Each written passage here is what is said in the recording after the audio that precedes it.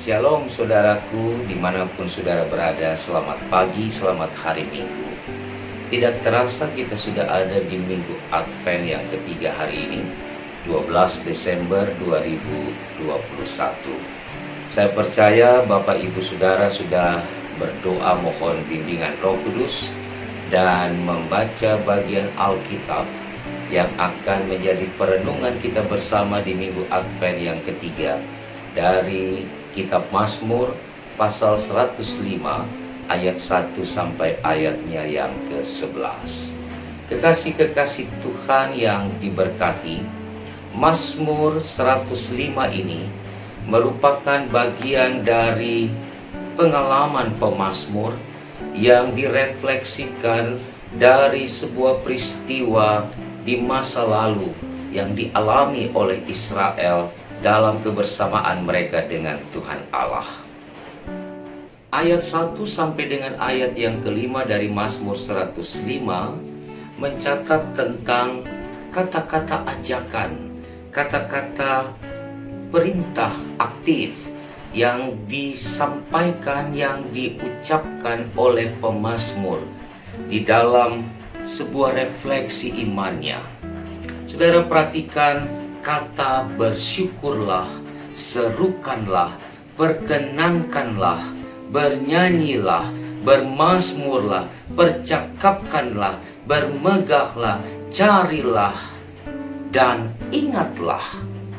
Di dalam kata-kata kerja itu ada akhiran lah yang merupakan bagian dari sebuah perintah dan ajakan untuk melakukan sesuatu di dalam kehidupan mereka atas kebaikan dan kemurahan Tuhan yang dialami oleh bangsa Israel. Mazmur ini mengingatkan kepada Israel tentang kebaikan-kebaikan yang Tuhan kerjakan, yang Tuhan lakukan bagi nenek moyang mereka di masa lampau. Di ayat 6 ditegaskan tentang karya Allah melalui Abraham, melalui Ishak, bahkan Yakub. Ketika Allah mulai memilih bangsa ini untuk menjadi umat pilihannya. Allah juga berkarya melalui Yusuf anak Yakub di Mesir. Dan Allah juga berinisiatif untuk membawa Israel keluar dari tanah perbudakan melalui Musa. Di padang gurun, Allah tidak meninggalkan Israel. Allah memelihara mereka. Allah memberi mereka makan minum. Allah memimpin mereka dengan tiang awan dan tiang api. Bahkan Allah menghalau musuh-musuh mereka ketika mereka ada dalam ziarah perjalanan keluar dari tanah perbudakan menuju tanah perjanjian Kanaan. Semua kebaikan-kebaikan Allah di masa lampau direfleksikan oleh pemazmur untuk mengingatkan umat Israel, mengingatkan bangsa pilihan Allah itu, agar mereka tetap mengingat dan juga melakukan apa yang diperintahkan Allah di dalam kehidupan mereka sebagai bangsa pilihan Tuhan. Kekasih-kekasih Tuhan, pemazmur tidak hanya berbicara tentang masa lampau, bahwa Allah melakukan karya dan tindakan-tindakan nyata bagi Israel, tapi kebaikan-kebaikan Allah, kemurahan Allah juga dialami di masa kini dan masa depan dalam kehidupan umat.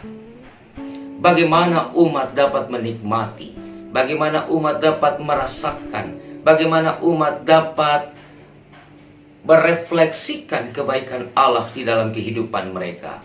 Maka hidup umat harus dibangun di dalam kesetiaan dan ketaatan kepada Tuhan Allah. Melalui Mazmur 105 ini, saudara, pemazmur ingin mengingatkan pula kepada kita, bukan hanya sekedar mengingat kebaikan Tuhan, tetapi memuji dan memuliakan Tuhan dalam kehidupan yang dialami.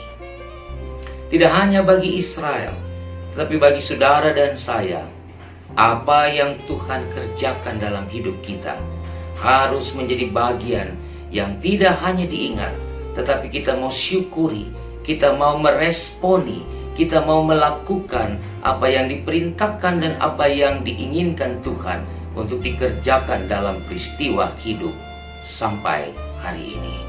Kekasih-kekasih Tuhan yang diberkati, kebaikan Tuhan, kemurahan Tuhan di dalam kehidupan kita tentunya tidak hanya dipahami ketika saya dan saudara mengalami banyak berkat di dalam hidup ini. Tetapi ketika hidup ini juga ada di dalam kesulitan, kehidupan ini ada di dalam pergumulan, kehidupan yang kita alami ada di dalam bencana demi bencana, maka imanilah bahwa Tuhan selalu hadir, Tuhan selalu ada, dan Tuhan selalu menjadi bagian yang menguatkan dan menopang kita untuk melewati setiap peristiwa dalam hidup. Setiap kebaikan dan kemurahan yang Tuhan kerjakan dalam hidup saudara dan saya, mau mengatakan dan mengingatkan kembali bahwa Tuhan yang diimani oleh Israel, Tuhan Alkitab, adalah Tuhan yang juga sampai hari ini, bahkan sampai masa depan, akan terus menjadi bagian yang sama, memelihara dan melakukan kebaikan-kebaikan di dalam hidup dan kehidupan kita bersama. Lalu apa respon kita terhadap seluruh kebaikan dan kemurahan Allah sebagai umatnya?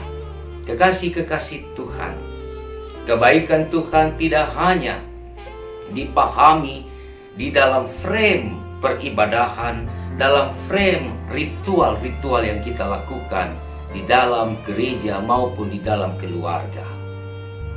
Respon kita sebagai umat atas kebaikan Tuhan harus diwujudkan, harus ditampakkan dalam seluruh perilaku, seluruh tindakan konkret dalam hidup dimanapun kita ada. Bahwa kita adalah umat yang dipelihara oleh Tuhan karena Ia melakukan kebaikan-kebaikan atas hidup kita. Ia Allah yang tidak mau kita ada di dalam keadaan yang tidak menentu. Ia Allah yang selalu memberi solusi dalam kebuntuan-kebuntuan hidup yang kita alami. Dan Ia Allah yang selalu menyatakan kasih setianya di tengah-tengah kehidupan yang saya dan saudara jalani sampai saat ini. Karena kita, warga gereja, warga jemaat, sudah mengalami kebaikan-kebaikan Tuhan dalam tiap-tiap konteks kehidupan kita masing-masing, maka selanjutnya pengalaman iman yang kita sudah lewati bersama dengan Tuhan itu harus juga dialami oleh orang lain di dalam kebersamaan hidup, di tengah masyarakat, di tengah persekutuan gereja, bahkan di tengah keluarga. Kebaikan-kebaikan Tuhan itu tidak hanya sampai pada diri kita, tapi ia harus juga teralami dan dirasakan oleh orang lain, sehingga melalui kehidupan kita, melalui karya-karya kita, orang akan melihat ada kebaikan Allah yang nyata di dalam hidup ini.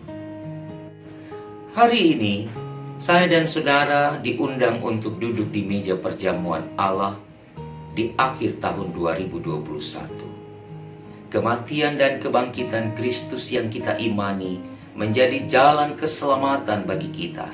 Itu dilakukan Allah bukan karena kita melakukan kebaikan-kebaikan bagi Allah, tapi itu merupakan reaksi Allah untuk menyelamatkan kita karena Ia mengasihi kita. Oleh sebab itu ketika kita mengingat rayakan perjamuan kudus Tuhan ini, maka kita diingatkan untuk tidak hanya makan dan minum di meja perjamuan, tetapi bagaimana Kristus yang mencintai dan mengasihi kita sebagai umat, maka kita pun diingatkan dan diperintah untuk juga memberikan kasih yang sama, kasih Allah, kasih agape di dalam kebersamaan dengan orang lain. Pengorbanan yang Yesus Kristus sudah kerjakan untuk kita, supaya kita menjadi umat yang terbebas dari dosa, dan kematian kekal, maka pengorbanan yang sama juga harus nyata dalam kehidupan bersama orang lain dengan melakukan pola-pola hidup yang rendah hati, yang dapat memberikan pengampunan, yang memberikan kepada orang lain rasa damai dan kasih, sehingga melalui kehidupan ini nama Tuhan juga diagungkan dan dimuliakan. Minggu Advent yang ketiga menjadi refleksi bagi kita tentang cinta kasih Tuhan. Bagaimana Allah memberikan kasih-Nya dalam kebaikan-kebaikan, dalam kemurahan-kemurahan hati Allah atas kita bersama. Mari wujudkan, lakukan, nyatakan kasih Allah itu dalam kehidupan bersama orang lain. Tuhan Yesus memberkati saudara.